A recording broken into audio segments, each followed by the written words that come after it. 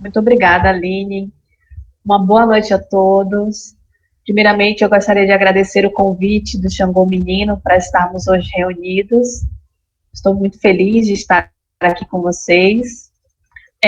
Gostaria de comentar sobre o que você colocou no grupo hoje, sobre você estar, né, de braços abertos para fazer o acolhimento. E eu queria colaborar com vocês e dizer que isso é muito importante enquanto grupo, nesses momentos que a gente enfrenta essa pandemia, onde nós estamos tão distantes uns dos outros, né? Então, muito importante o que você colocou e que vocês possam estar cada dia mais unidos enquanto grupo, né? E, em nome de Jesus, em nome de Deus, em nome dessa doutrina que nós abraçamos, né? Hoje, nosso tema, eu vou compartilhar a tela com vocês. Eu trouxe alguns slides e o nosso tema, Boa Nova, na realidade, é um pequeno estudo sobre um livro intitulado Boa Nova, pelo espírito Humberto de Campos, na psicografia de Francisco Cândido Xavier.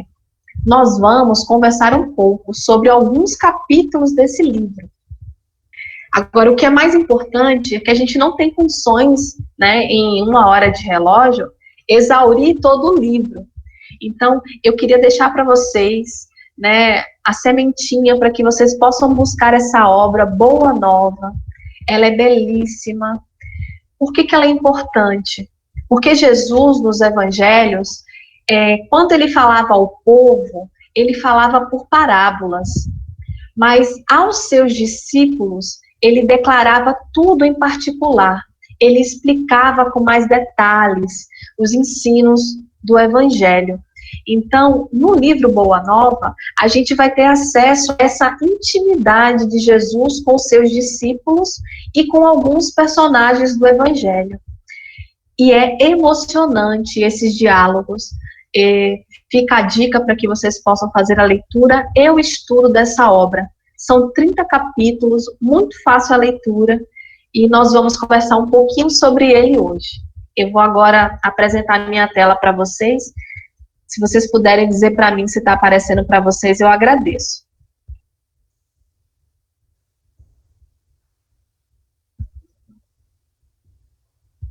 Vocês estão conseguindo ver? Ok. Ai, que ótimo. Então, esse é o nosso tema. Esse é o livro Boa Nova. É a 15ª obra psicografada por Francisco Cândido Xavier, ditada pelo espírito de Humberto de Campos.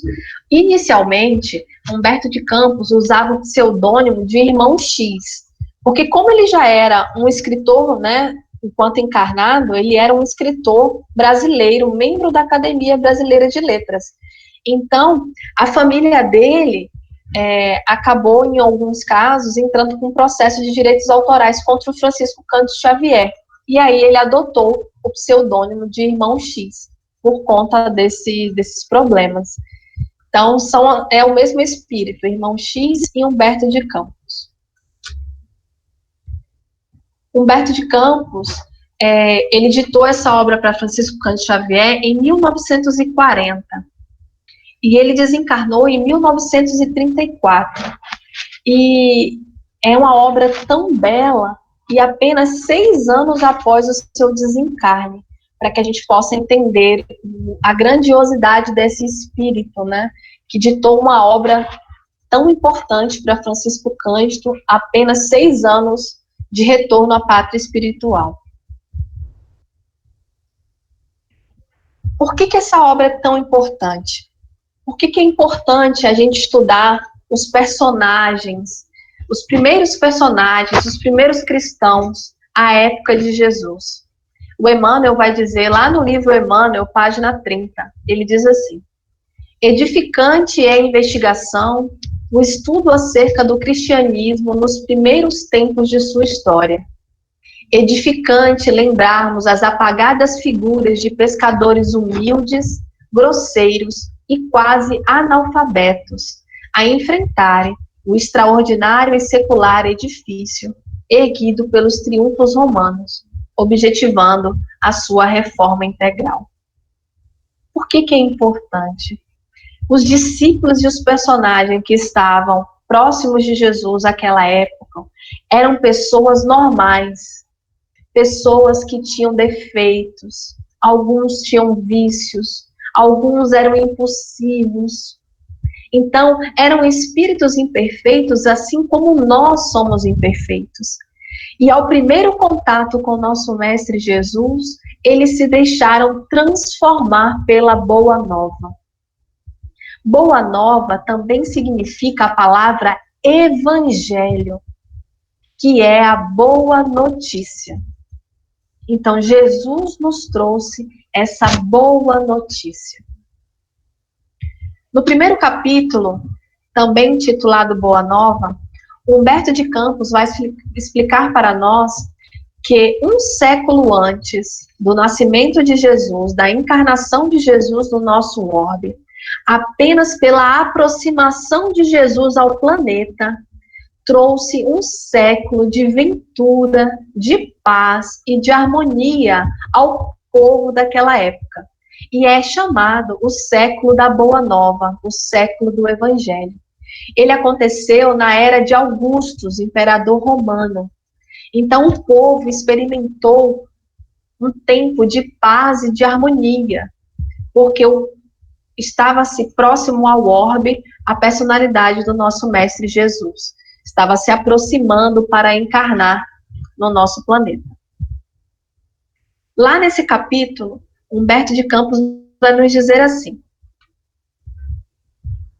depois dessa festa dos corações, qual roteiro indelével para a concórdia dos homens ficaria o Evangelho como o livro mais vivaz e mais formoso do mundo, constituindo a mensagem permanente do céu entre as criaturas em trânsito pela terra, o mapa das abençoadas altitudes espirituais, o guia do caminho, o manual do amor, da coragem e da perene alegria. É por esse motivo que o Evangelho de Jesus, sendo o livro do amor e da alegria, começa com a descrição da gloriosa noite de Natal e termina com a profunda visão da Jerusalém libertada, entrevista por João nas suas divinas profecias do Apocalipse. Observem que o Evangelho de Jesus é o livro do amor e da alegria. A propagação do Evangelho, a propagação da Boa Nova, a divulgação dessa doutrina deve ser levada com amor e com alegria. Por mais como a Aline colocou que nós estamos enfrentando momentos tão tormentosos, de tantas dificuldades, onde os irmãos nossos tá com a vida de ponta cabeça, alguns passando pela aprovação do desemprego. Embora todas essas adversidades do caminho, nós precisamos nos fortalecer com a energia do Evangelho, nos alimentar o nosso espírito com as palavras do Evangelho, para que a gente possa enfrentar essas dificuldades e essas tribulações. Levar a alegria aos corações, levar o amor de Jesus. Esse é o objetivo da Boa Nova. E nós, enquanto discípulos do nosso Mestre, precisamos compartilhar dessa Boa Nova com os nossos irmãos. Levar a alegria do Evangelho. Já no segundo capítulo do livro Boa Nova, Humberto de Campos vai falar sobre o precursor de Jesus. E aqui nós vemos a imagem do batismo de Jesus. O precursor de Jesus era João Batista. Nesse mesmo livro, Jesus vai dizer que dentre os nascidos de mulher, João Batista era o maior de todos. Que dentre os encarnados naquele momento, naquela época, naquela sociedade, João Batista era o maior que estava encarnado no orbe. Mas o que me chamou a atenção nesse capítulo, e eu peço que se vocês puderem fazer a leitura do livro por inteiro, o que me chama a atenção nesse capítulo é um diálogo que ocorre entre Maria de Nazaré e a prima Isabel, que é a mãe de João Batista. Por que esse diálogo é importante? Maria estava muito preocupada com os comportamentos que Jesus tinha.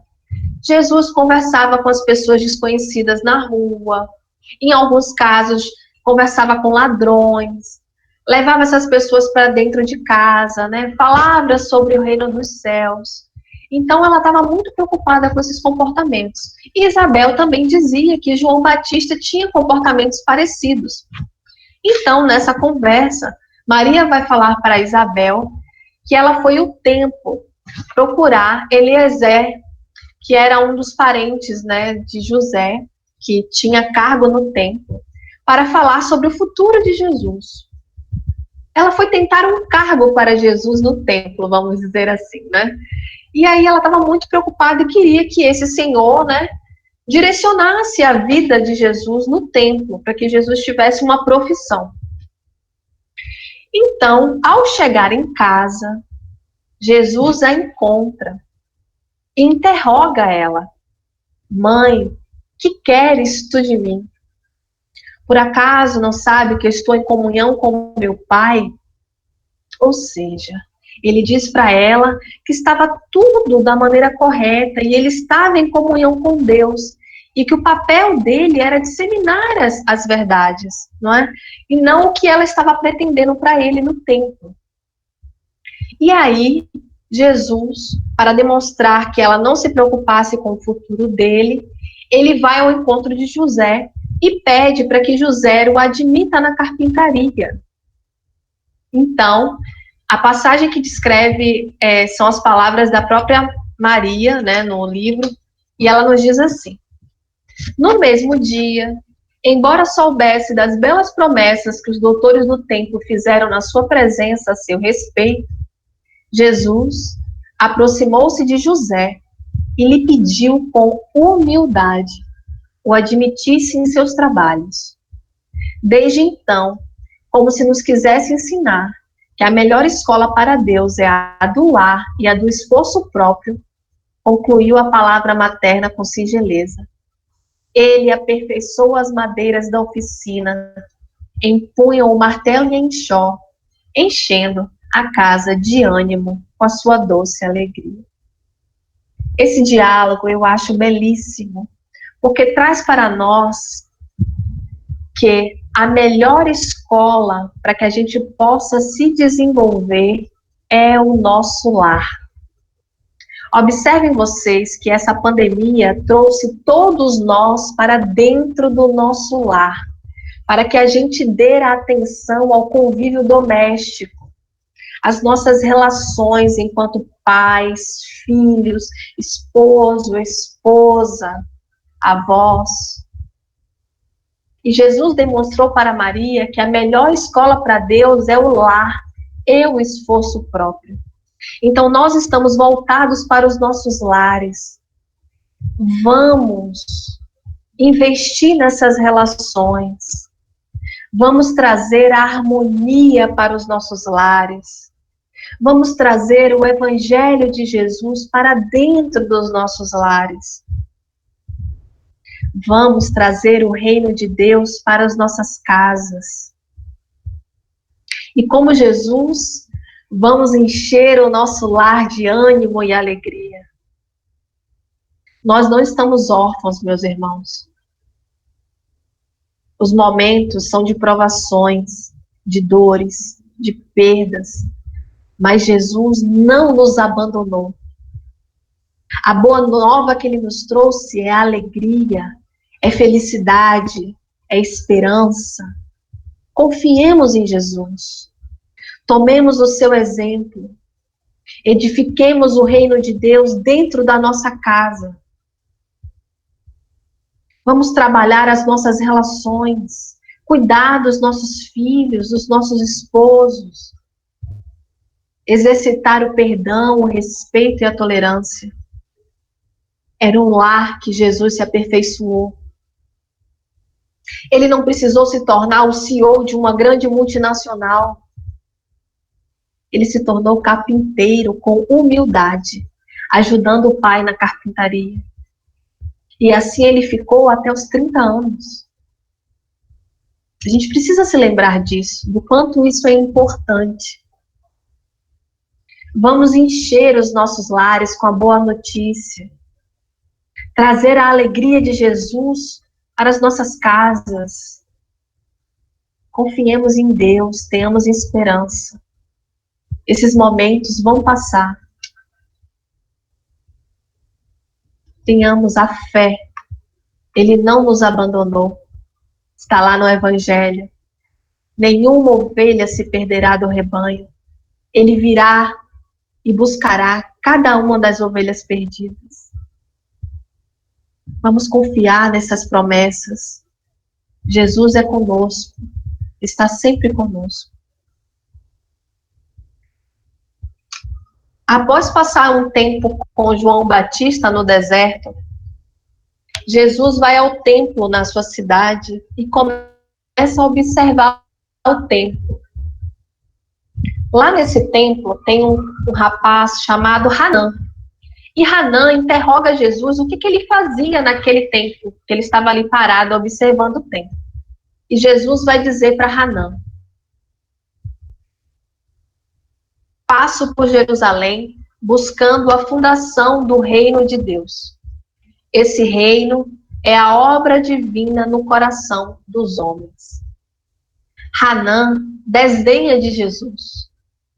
Como que você vai fundar o reino de Deus se você não tem nenhum seguidor?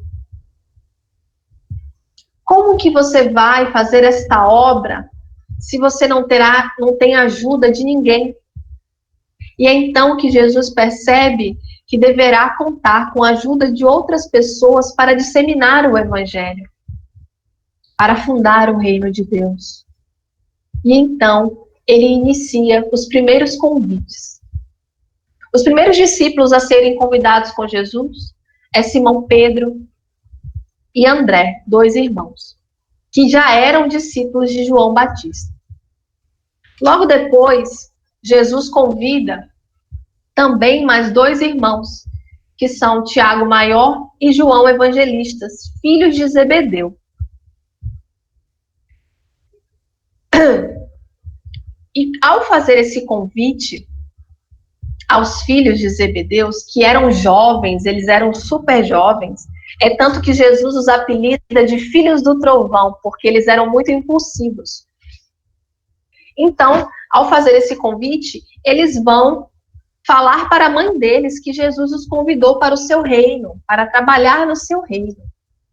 E Salomé, ela acha que esse reino é um reino materialista, que Jesus iria governar os povos.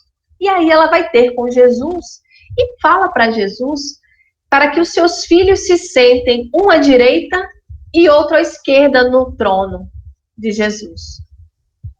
E aí Jesus pergunta para Salomé: antes de tudo, é preciso saber se eles quererão beber do meu cálice. O que Jesus está dizendo para essa mãe? Para que eles tivessem o mérito de sentar-se, né, uma à direita e uma à esquerda de Jesus, eles primeiro deveriam beber do cálice. E o que seria esse cálice? Significa dizer que requer abnegação, dedicação, resignação, sacrifício pelo bem de todos. E nós? Será que nós estamos dispostos a beber o cálice que Jesus nos apresenta? Será que nós já estamos dispostos a deixar a porta larga? A deixar os nossos desejos? Há alguns casos, a nossa própria família. Lembra quem são minha mãe, quem são meus irmãos? Será que nós estamos dispostos a beber desse cálice enquanto discípulos do Evangelho? Estamos fortes o suficiente para enfrentar os desafios que advirão disto? É o que ele pergunta para Salomé. Ela não entende muito bem e vai à procura do marido e explica para ele tudo o que aconteceu. Zebedeu vai ao encontro de Jesus e Jesus responde para ele. Zebedeu, respondeu-lhe Jesus: Tu que conheces a lei e lhe guarda os preceitos no coração, sabes de algum profeta de Deus que no seu tempo fosse amado pelos homens do mundo? Ou seja, aquilo que aqueles pais desejavam, que os seus filhos fossem reconhecidos e amados, Jesus está dizendo para ele que não será desta forma. Eles não terão os aplausos do povo, pelo contrário, eles terão uma vida de sacrifícios, de luta, de desafios. Por isso que Jesus questionou a Zebedeu. Já viste algum profeta que foi amado pelos homens do mundo? Nós sabemos que de todos os discípulos, apenas o que morreu pela velhice foi João Evangelista. Todos os outros tiveram uma vida de dificuldades, de sacrifícios. Foram mártires. Esse é o cálice. Jesus ainda vai complementar e nos diz assim: ouve, Zebedeu, nossa causa não é a do número, é a da verdade e do bem. Observem que Jesus não convidou um exército para o reino de Deus para disseminar a boa nova. Ele convida inicialmente 12 discípulos. A causa do evangelho não é a do número, não precisa de muitos. Vocês se recordam que Jesus nos disse: vós sois o sal da terra. São poucos para dar sabor aos alimentos, é poucos. Não é de grandes números. E Jesus complementa: a mentira e a tirania exigem exércitos e monarcas, espadas e riquezas imensas para dominarem as criaturas. O amor, porém, essência de toda a glória, de toda a vida, pede um coração e sabe ser feliz. Um coração, meus irmãos. Um coração convertido à causa de Jesus, convertido ao amor e sabe ser feliz. Nós temos um exemplo grandioso de como um coração é capaz de fazer maravilhas em nome do bem, do amor. Temos vários exemplos. Nós temos o exemplo de Francisco Cândido Xavier, um coração convertido a Jesus. E toda a obra que Francisco Cândido fez por nós, mais de 400 livros, toda uma vida dedicada à mediunidade. Um coração. Nós temos o nosso irmão ainda em vida, Divaldo Pereira Franco, e toda aquela obra da Mansão do Caminho que ele orienta. Um coração convertido ao bem. Por isso que nós somos o sal da terra. São poucos que disseminam a boa nova, que disseminam a alegria e o amor de Jesus. Tenhamos certeza disso. Que nós possamos beber esse cálice que Jesus nos oferece. O próximo capítulo é os discípulos. É onde Jesus inicia os convites aos demais discípulos. E quando eles estão reunidos, né, já estão lá todos os 12, e eles estão reunidos, Jesus vai dizer para eles: amados, entrou Jesus a dizer-lhes com mansidão extrema: não tomareis o caminho largo por onde anda toda a gente, levada pelos interesses fáceis e inferiores. Buscareis a estrada escabrosa e estreita dos sacrifícios pelo bem de todos. É como se Jesus estivesse aqui falando para cada um de nós: amados, não tomem a porta larga, adentrem a porta estreita. É um caminho escabroso, repleto de sacrifícios e de dificuldades. Mas nós seremos glorificados nos céus. Esse é o caminho, é a renúncia, é a abnegação, é buscar o bem de todos, não o que eu quero para mim, para os meus apenas, de forma egoísta, mas o bem de toda a humanidade, o bem do meu próximo. Jesus nos trouxe esse ensino. Amai-vos uns aos outros, como eu vos amei. Que nós possamos adentrar essa porta. Deixemos de lado os interesses fáceis, as ilusões, a materialidade. Busquemos o Evangelho como nós estamos buscando aqui nessa noite, reunidos. Estamos aqui reunidos porque sentimos falta de Jesus. Precisamos dele para o nosso dia a dia. É por isso que estamos aqui, bebendo nessa fonte inesgotável que é o Evangelho de Jesus. E é o que ele disse para os seus discípulos: adentrem a porta estreita. Será difícil, requer sacrifício, requer renúncia, dedicação, mas é possível enfrentar todas essas dificuldades. Ele ainda complementa: ide antes em busca das ovelhas perdidas da casa de nosso Pai, que se encontram em aflição e voluntariamente desterradas de seu divino amor.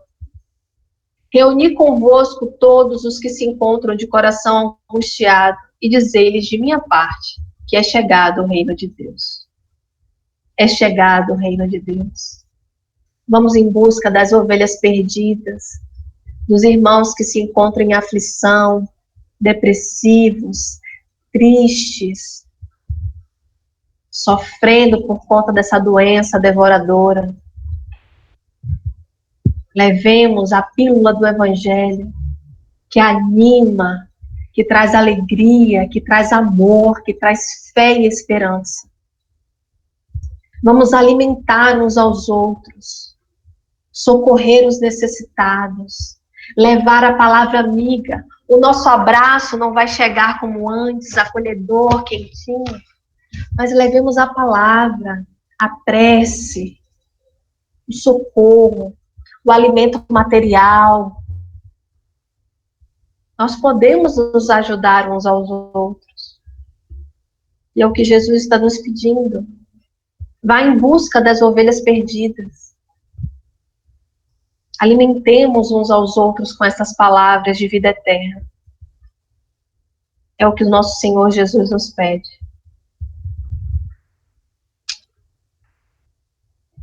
Esse capítulo, e eu acho essa imagem linda, é Jesus com o seu discípulo Bartolomeu. O nome dele não é Bartolomeu. O nome dele é Natanael. Mas como ele é filho de Ptolomeu, e lá tinha a questão do bar ser um prefixo, que significa filho de. Então é Bar, filho de Ptolomeu, Bartolomeu. Por que esse capítulo, para mim, toca tão fundo no meu coração? Bartolomeu era um discípulo muito triste. Muitas vezes ele se pegava em profundas meditações, porque ele não entendia como os ímpios imperavam, como o crime acontecia, quanto às maldades. Ele não entendia, né, essas dualidades. E aí ele ficava muito triste. E aí Jesus vai ter uma conversa com ele sobre essa questão da tristeza. E Jesus vai dizer para Bartolomeu: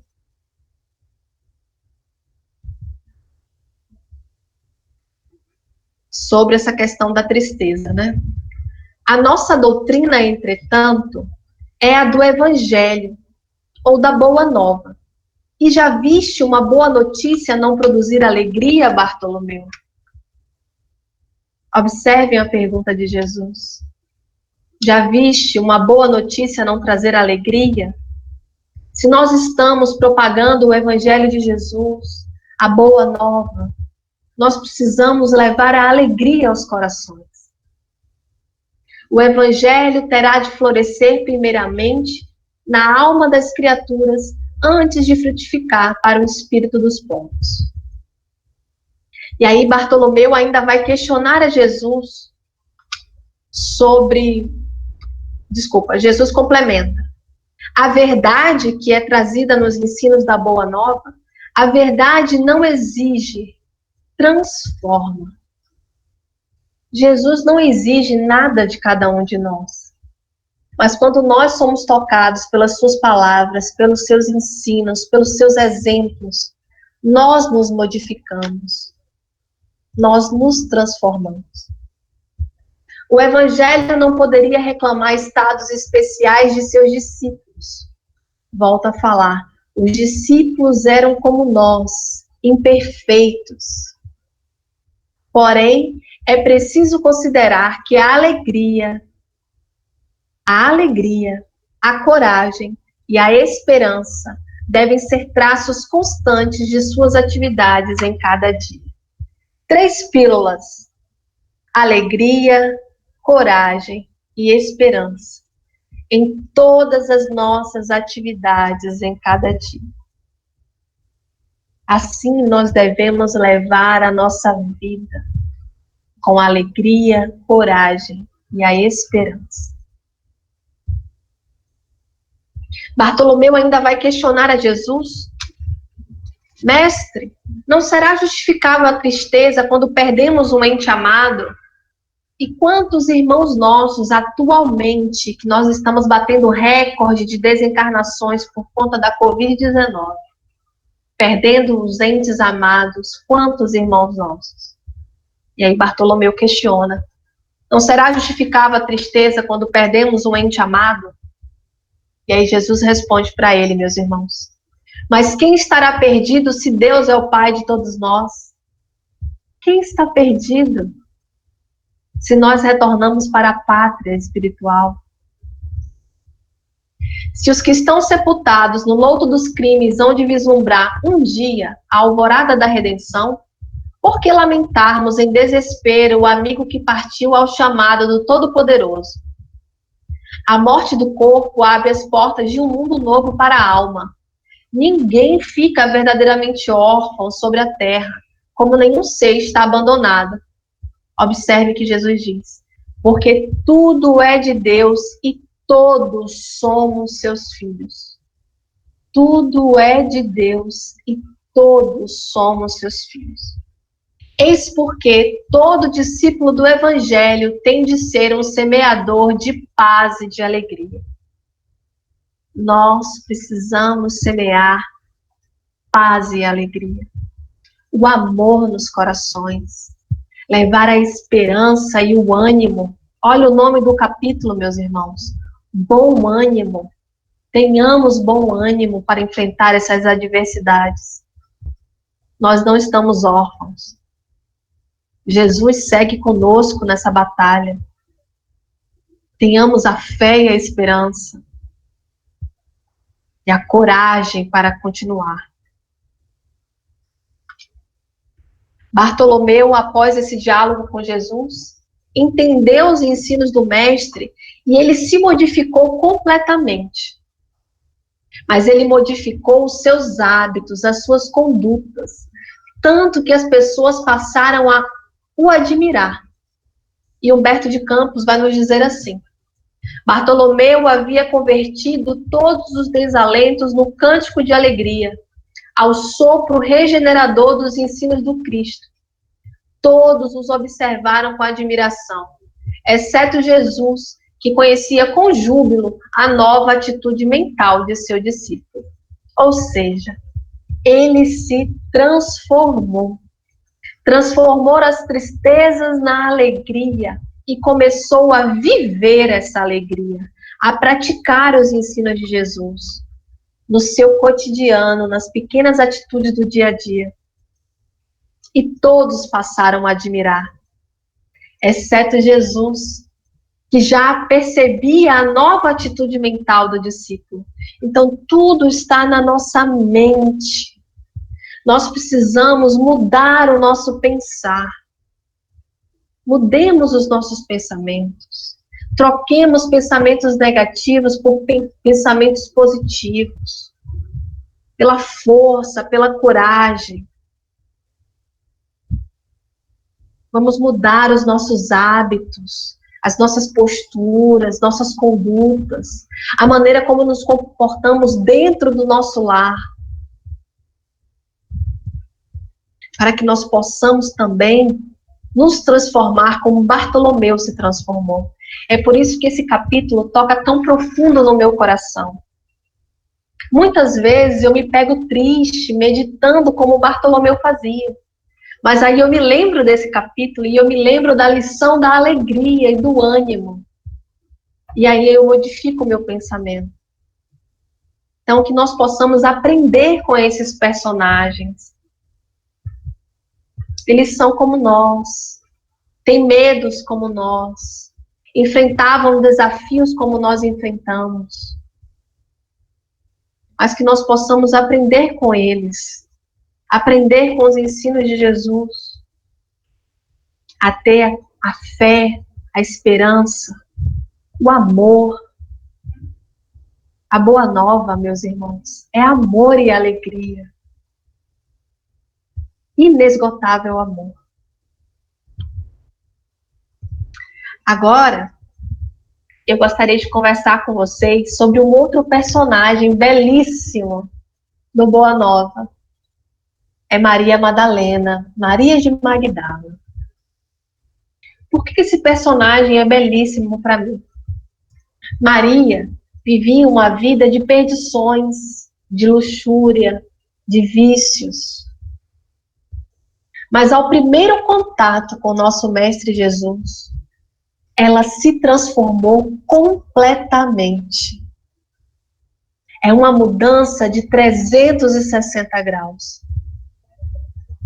Assim como nós, Maria era imperfeita.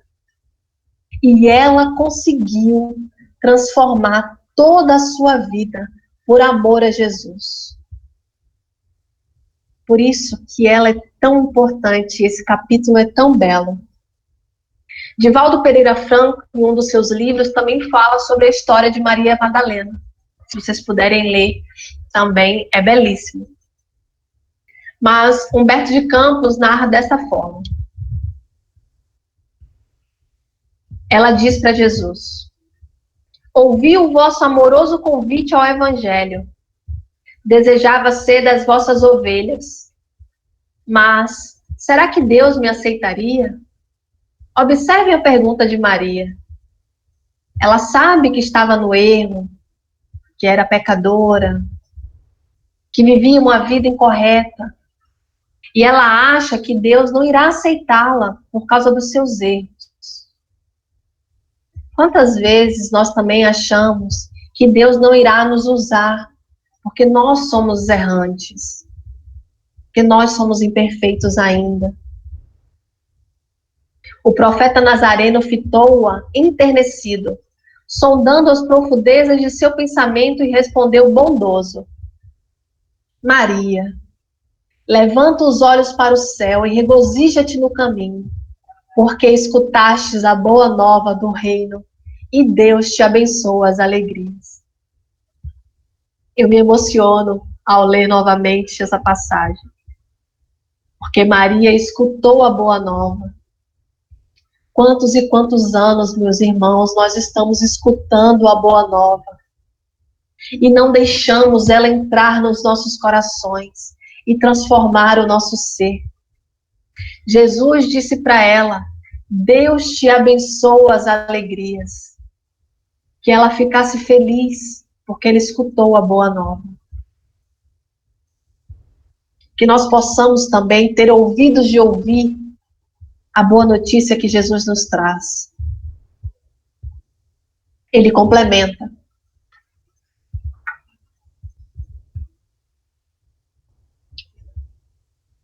Acaso poderias pensar que alguém no mundo estivesse condenado ao pecado eterno? Onde então o amor de nosso Pai? Nunca viste a primavera dar flores sobre uma casa em ruínas? As ruínas são as criaturas humanas.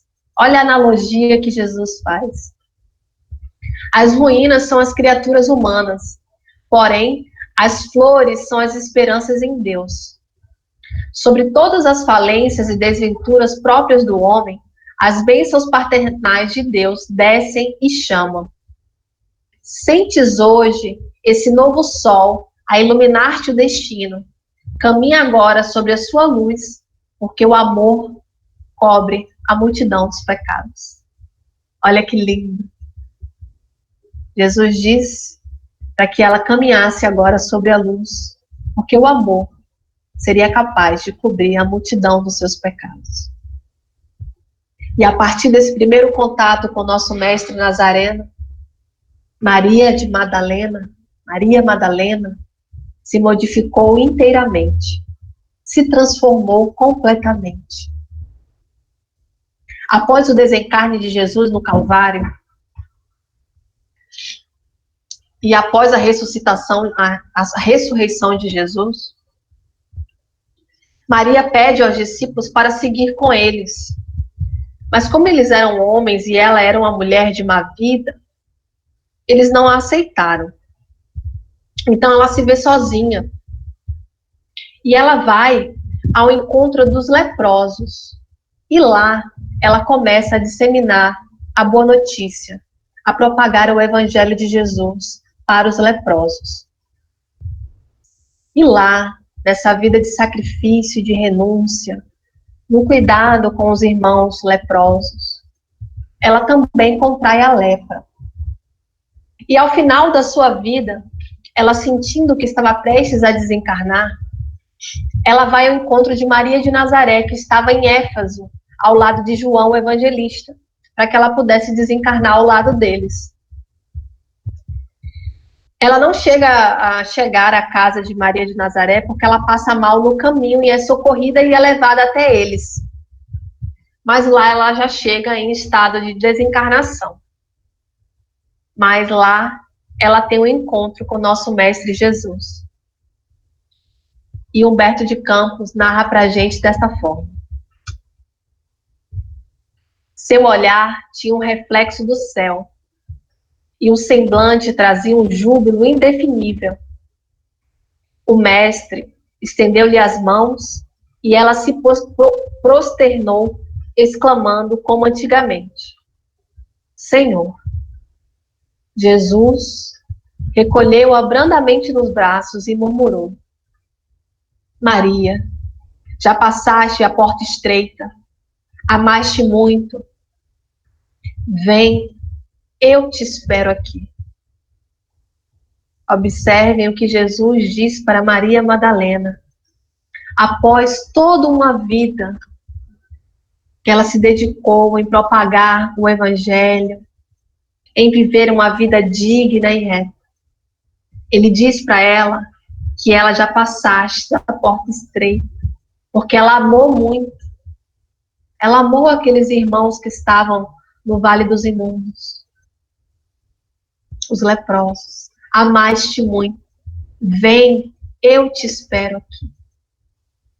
Qual é a senha para adentrar o reino dos céus, meus irmãos? Amor. Amar muito. E a nossa Maria Madalena se transformou inteiramente de uma vida de erros e de perdições para uma vida de dedicação e amor a Jesus. E assim Jesus a recebe com todo amor. Assim, pegando esse exemplo maravilhoso desse personagem do Evangelho, que nós possamos ser como Maria, nos deixar tocar por Jesus, ouvir a boa notícia e nos transformarmos. Exercer o amor com os nossos companheiros, com os nossos irmãos de caminhada. Lembremos sempre, inicialmente dentro do nosso lar. Lembram da lição de Jesus? No nosso lar. Vamos disseminar a boa nova, levar a alegria aos corações. Nesses momentos tão difíceis, levemos a esperança, o amor de Jesus aos corações. Ainda no Boa Nova, e ainda falando de Maria Madalena, tem o capítulo A Mulher e a Ressurreição.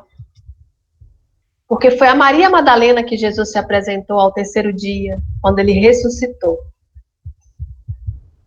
Porque os discípulos, após a morte de Jesus no Calvário, ficaram muito tristes, com medos, né? Temiam, né, de serem perseguidos por causa da doutrina. E por conta desse estado de energia, Jesus não conseguia se manifestar a eles. É por conta da fé e do amor de Maria Madalena que Jesus consegue ressuscitar ao terceiro dia. Humberto de Campos narra assim: Maria Madalena ia ao túmulo com amor, e só o amor pode realizar os milagres supremos. Estupefata por não encontrar o corpo, já se retirava entristecida para dar ciência do que verificara aos companheiros, quando uma voz carinhosa e meiga exclamou brandamente aos seus ouvidos: Maria. Ela se supôs admoestada pelo jardineiro, mas em breves instantes reconhecia a voz inesquecível do mestre e lhe contemplava o inovidável sorriso. Quando eu leio essa frase, eu fico imaginando Jesus sorrindo e Maria olhando para ele, aquele sorriso maravilhoso. É incrível. Quis atirar-se-lhe aos pés, beijar-lhes as mãos no suave transporte de afetos, como faziam nas pregações do Tiberíades. Porém, com um gesto de soberana ternura, Jesus a afastou, esclarecendo: Não me toques, pois ainda não fui a meu Pai que estás nos céus. E essa última frase, Jesus fala para ela não tocar, porque na realidade, quando ele desencarnou, ele não subiu aos céus. Ele na realidade, foi aos umbrais em busca de Judas Iscariotes, que havia se suicidado, para socorrê-lo, né? Você vê o tamanho do amor do nosso Mestre Jesus, né? Por isso que ele pede para que ela não toque. A partir desse momento, Maria vai contar para os discípulos o que aconteceu. E aí todos eles se enchem de alegria. E aí eles modificam a vibração do ambiente. E desta forma, Jesus pôde se manifestar outras vezes aos discípulos. É então que ocorre, né? Quando Jesus aparece na praia para eles, aparece no caminho, aparece para Tomé, porque Tomé não acreditou, e aí ele dá a mão para Tomé tocar a ferida, né? Então, ele aparece várias outras vezes, e por último ele aparece também, é um capítulo que tem no Boa Nova, Jesus aparece ressuscitado aos 500 da Galileia. Então, o Humberto de Campos continua. Instintivamente, Madalena se ajoelhou e recebeu o olhar do mestre num transbordamento de lágrimas, de inexcedível ventura. Era a promessa de Jesus que se cumpria, a realidade da ressurreição, era a essência divina que daria eternidade ao cristianismo. Olha a importância da ressurreição de Jesus, mostrando para a gente a eternidade, que nós somos verdadeiramente espírito. A mensagem da alegria ressoou então na comunidade inteira. Jesus ressuscitara. O evangelho era a verdade imutável. Em todos os corações pairava uma divina embriaguez de luz e júbilos celestiais. Levantava-se a fé, renovava-se o amor. Morrera a dúvida e reerguera-se o ânimo em todos os espíritos.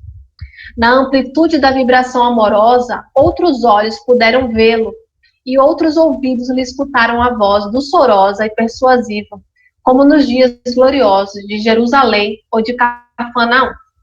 Desde essa hora, a família cristã se movimentou no mundo para nunca mais esquecer o exemplo do Messias. A luz da ressurreição, através da fé ardente e do ardente amor de Maria Madalena, havia banhado de claridade imensa a estada cristã para todos os séculos terrestres. Olha a importância de um coração convertido ao bem. O amor e a fé de Maria proporcionou a materialização de Jesus, a ressurreição de Jesus. Olha a importância desse fato. um coração convertido ao bem. É esse amor que nós devemos ter em nós. Compartilhar a boa nova para com todos. Ajudar uns aos outros. Amar uns aos outros. Para finalizar, que já está chegando o nosso horário, né?